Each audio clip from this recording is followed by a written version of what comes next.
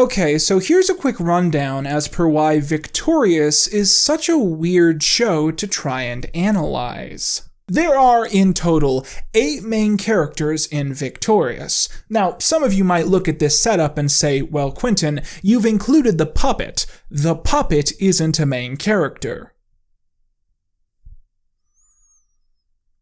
Yes, he is. This puppet has not haunted my dreams for the last 10 years. For you to come in here and say that he isn't one of the 8 main characters. He is his own character, and we will be addressing him as such. The point is that we have 8 main characters here, and that can be a lot, especially compared to iCarly. In the first 60 episodes, iCarly primarily has 4 main characters: Carly, Sam, Freddie, and for the B-plots, Spencer. And in my opinion, those episodes are nearly perfectly balanced in giving each character the right amount of screen time and development. And meanwhile, Victorious also has around 60 episodes, but has twice as many characters. But in a way, maybe I'm just kind of spoiled. Maybe this isn't that weird of a thing. I mean, look at Head of the Class. Head of the Class is a classic 1980s sitcom that has a bunch of the same tropes and kind of led the way for shows like this. And that show has 9 main characters. Wait. Excuse me, sorry. The show has 10 main characters. I forgot to count the teacher. And if Head of the Class can feature 9 students and 1 teacher, then maybe Victorious can be just as entertaining with 1 less cast member. But I've set up this little diorama for myself because one of my main goals with this video is I want to dedicate a deserving amount of screen time and analysis to each and every single one of these characters. And I'm setting that goal for myself because I have this very strong feeling that if I didn't go out of my way to do that, we could very easily get to the end of this video barely mentioning some of these kids. I kind of figured a pinboard was a good way to go about that one.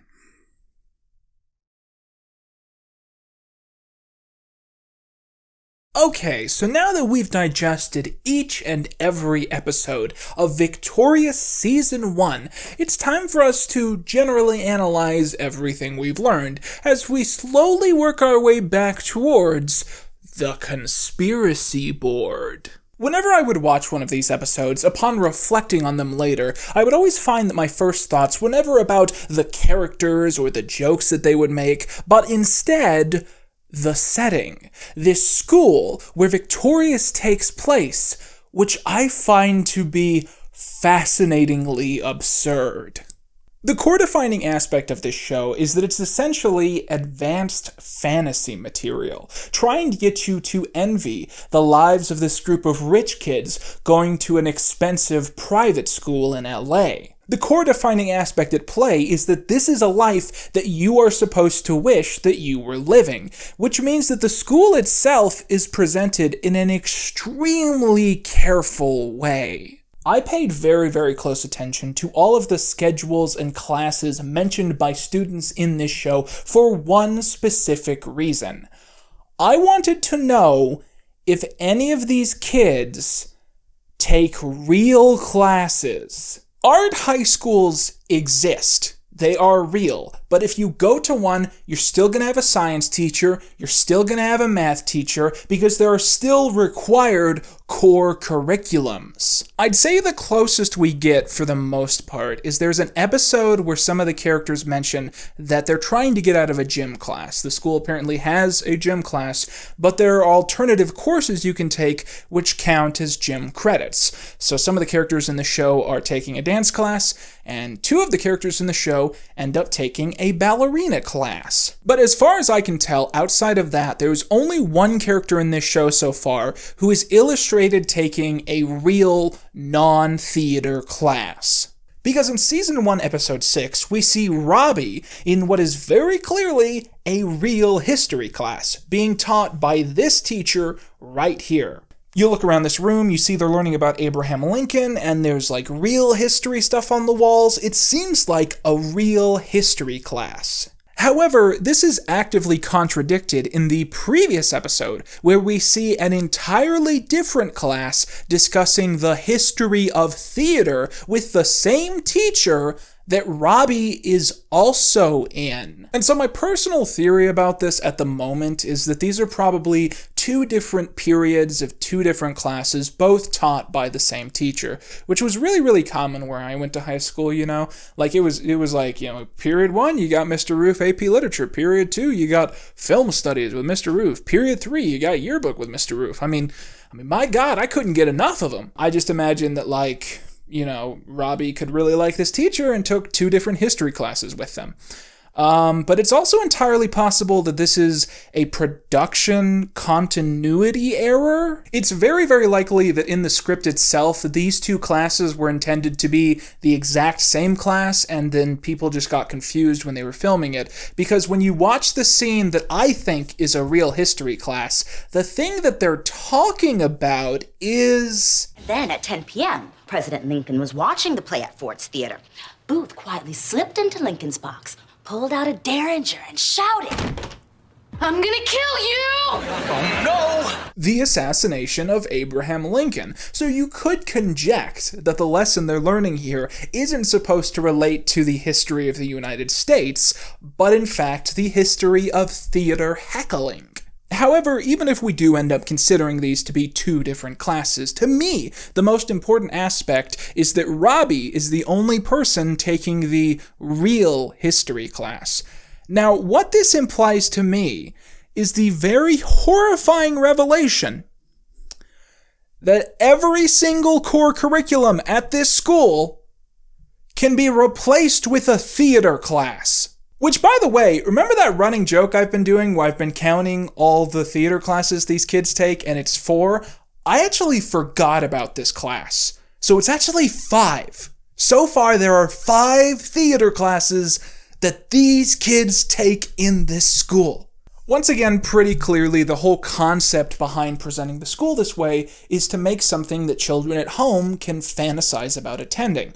But as an adult, I only kind of feel bad for these kids. Because statistically speaking, most of the kids who go to this school will not make it in the industry. Not only are they not going to be famous, but a whole lot of them aren't even going to work behind the scenes in any capacity. They're going to end up getting really normal jobs and live really normal lives. And I feel like going to a high school that didn't teach you math, didn't teach you science, didn't teach you English, that's going to make it A, harder to get into a good college, and B, harder to be a functioning adult.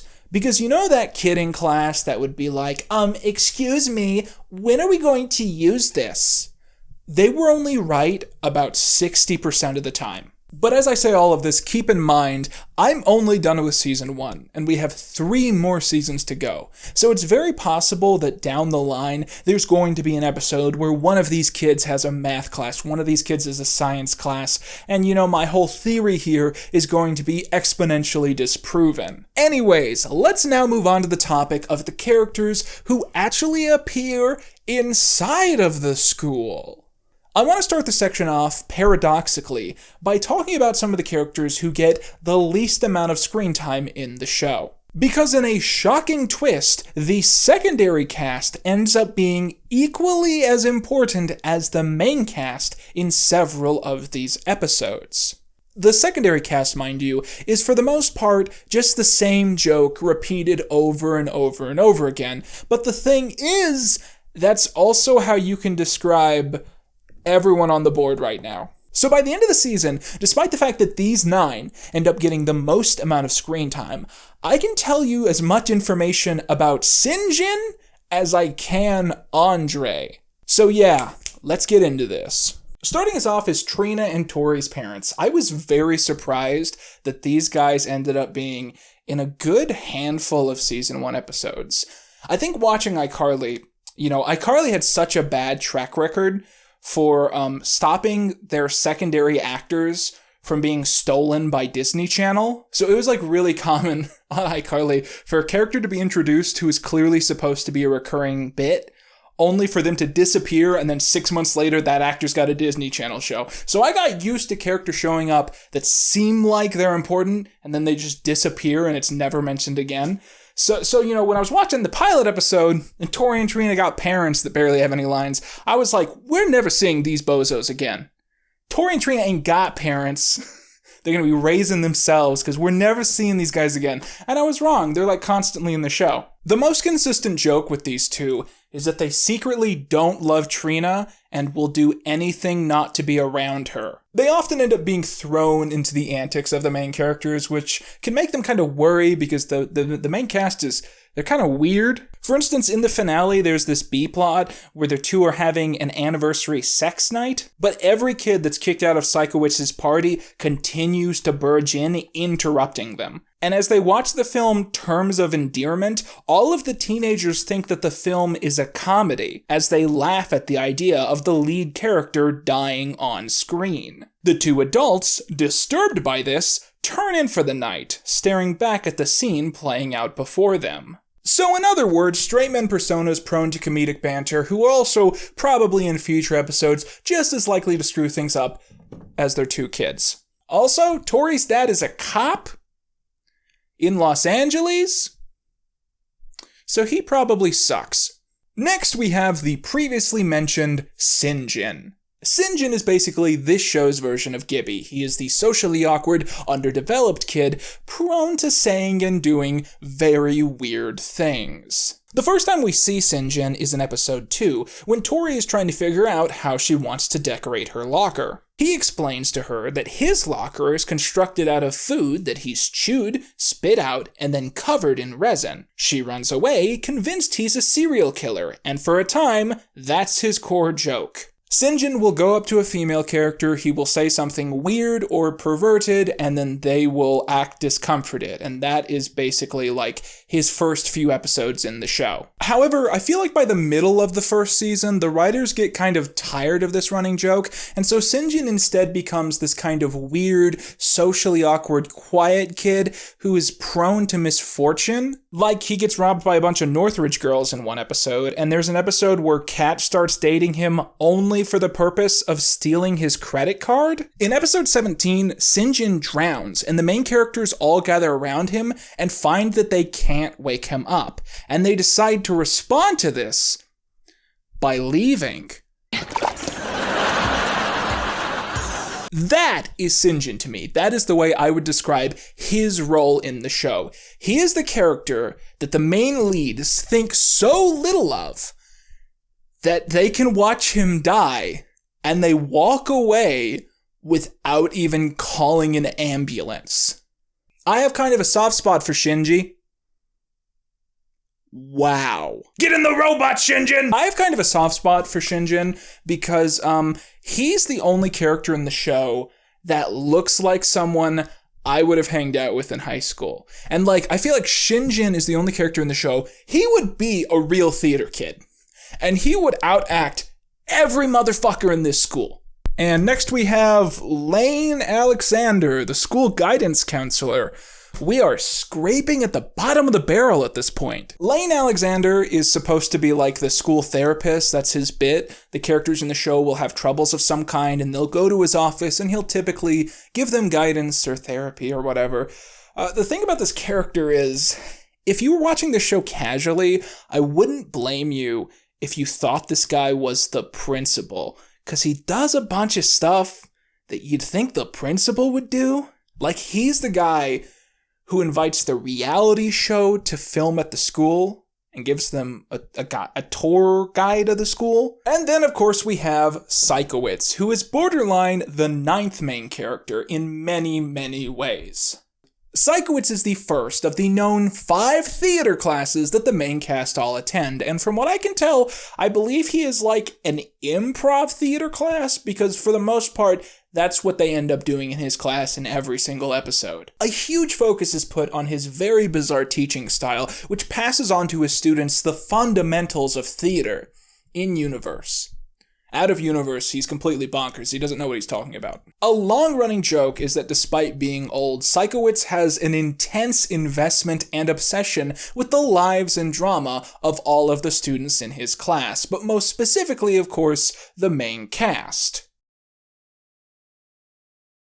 In fact, one thing I took note of very, very quickly is that you almost never see Sikowitz directly teaching any of the students except for the ones in the center of the board. He doesn't really care about anyone else in the class except for, the main 7. One of the favored jokes that the writers continue to do with this character is implying something odd about his life and then refusing to explain it any further. In the school dance episode, he's serving a specific kind of hot dog, and when he's asked what's in the meat, he begins laughing hysterically. Later, in the season finale, he tells the students not to look under a certain drawer in his bathroom, which is also never explained. And in episode 15, he's shown making his own butter out of cream, something that he says he does quite often. When he's asked how it tastes, he says he doesn't know because he doesn't eat dairy, causing everyone to wonder what he does with the butter. He also at one point casually states that he was once acquainted with Crispin Glover, and it's basically implied that the two were once lovers before he trails off and fails to finish the thought. You get the idea. It's just kind of odd fragments of his life and personality which rarely match up, that are supposed to be funny but are never explained,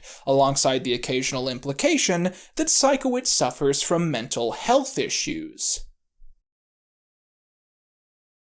And that's him. That's Sikowitz. I'm sure as the show goes on, we'll learn a bunch of other completely useless information about him. And with all the side characters out of the way, it is finally time to properly talk about the Hollywood 8. I've said this before, but I just want to reiterate it again, for the record. I think some of the best characters in this show are Andre, Robbie, and Beck. Which is kind of weird, because, when you remove Rex from the situation, these 3 characters have half a personality between them. There's a scene this season where Andre goes in to interview for that reality show in the reality show episode, and he goes in and they say, "Hey, tell us about yourself, Andre." And he says, and I quote, "I'm Andre. I like music. I dislike Brussels sprouts." And that's all he says, and you know what? I'm standing here right now, and I'm going to tell you, I can't think of anything else to say about him either. If the writers couldn't think of anything else, that's Andre, man. That's Andre. Andre likes music, and he dislikes Brussels sprouts. That's all they give him. But I think the reason that I still end up appreciating these 3 guys is that they all like each other. They're all friends. They sit together at lunch and they love and support one another, and there's not a lot going on there, but they're chill to be around, and you appreciate that. And this is going to sound really sexist to just say out loud, but I'm not lying, I swear to God. It is a lot harder to appreciate the women in the show because they all fucking hate each other, and they're not fun to be around because they're just mean to each other. I mean, we're not even going to talk about Trina, because literally no one in the show likes Trina. But looking at the 3 main women in the show, Trina hates Jade, Jade hates Trina, and Kat, oh God. Poor Kat. I'm not lying when I say this. I think that Kat, performance-wise, the best performance in the show is Kat. Because she's really funny, and she's really wholesome and sweet, and you grow to love this character that Ariana Grande has constructed. And I didn't expect that I was going to say that going into this, but I'm very happy that I am saying it, because I didn't feel like getting a bunch of death threats this week. But the thing about Kat is, you feel really bad for her, because, people are so mean to her. There are scenes in season 1 where Jade threatens to kill Kat to her face. And meanwhile, you got Tori over here, right? You got Tori over here making out with Kat's boyfriend, okay? And you just get this feeling, this mood, whenever she's hanging out with the gang, that the moment she leaves, everyone starts talking shit about her. Everyone's like, she's weird, right? And you feel bad because Kat is great and she's just a nice person and she doesn't deserve that. Moving on to some of the other characters, let's talk about Jade. Originally, I had a lot of not nice things to say about Jade, I'll be honest with you. And I think it's partially that I went to school with a lot of people that remind me of Jade. And it's not a girl thing. Most of the people that remind me of Jade from my high school experience were guys. But I realized I was thinking about it this morning, actually, and I was like, why don't I like Jade? And I realized it's only because she's mean to Kat, right? Like, Trina deserves it sometimes, but Kat doesn't deserve that, And I think Jade is one of those characters where if they start writing her better, I could see her becoming one of my favorites by the end, which is one of the reasons I want to pull back on saying too many mean things about her at this point, because we do have a whiles to go on this. But speaking of jokes that are kind of mean and not very funny, I wanted to mention real quick, there's this running joke in season 1 with Beck, where Beck will occasionally just flat out say that he doesn't love Jade and he wishes he wasn't dating her. And then he'll be like, I'm joking though. He'll literally go like, I hate my girlfriend. Just kidding. But it happens so often that you're like, he's not joking. And that's not really funny. As I've talked about, Tori can be kind of a cruel, self-centered person, but despite the fact that that's one of her core defining characteristics, there's this weird unspoken rule that no one in the show can tell her that she acts like this. Basically, anything that you can say about Trina, you can say about Tori, and vice versa. And this brings us back around to a thesis statement, which I introduced several videos ago. These shows, for the most part, feel like someone watched an anti-sitcom, like Always Sunny or the such, and they didn't get the point. The reason that most of these tropes work in anti-sitcom contexts is that in most anti-sitcoms, the characters aren't allowed to win. It's Always Sunny in Philadelphia is still enjoyable to watch despite the characters being awful, because it's gratifying to see these characters continue to spin out and be stuck in the same awful jobs and lives that they've been in since their early 20s. Arrested Development is ultimately about the financial downfall of a bunch of snobbish rich idiots, and Seinfeld literally ends with all of the characters in jail. And meanwhile, this show is about a bunch of hot if you're 17 popular kids. They're rich, they go to a private art school, they get to hang out with famous people. The show is called Victorious. So yes, it is a show about them winning. So the fact that they're all horrible people is not a point of subversive expression. It's just really lazy writing done by people who are really, really mean. And now that we've identified the core problem that makes this show bad, we get to watch 3 more seasons of it. Look, at this point, it's completely understandable if some of you guys are actually starting to miss talking about iCarly. And I actually saw this coming, because in my last video, there was one episode of the show that I decided not to talk about there, and it's because I was saving it for this video. And that is Season 4, Episode 10, I Party with Victorious, the official iCarly Victorious crossover, which received 7 million views. And if you consider it to be an episode of Victorious, then it is the most viewed piece of media in the Victorious franchise. I'm gonna go get a haircut.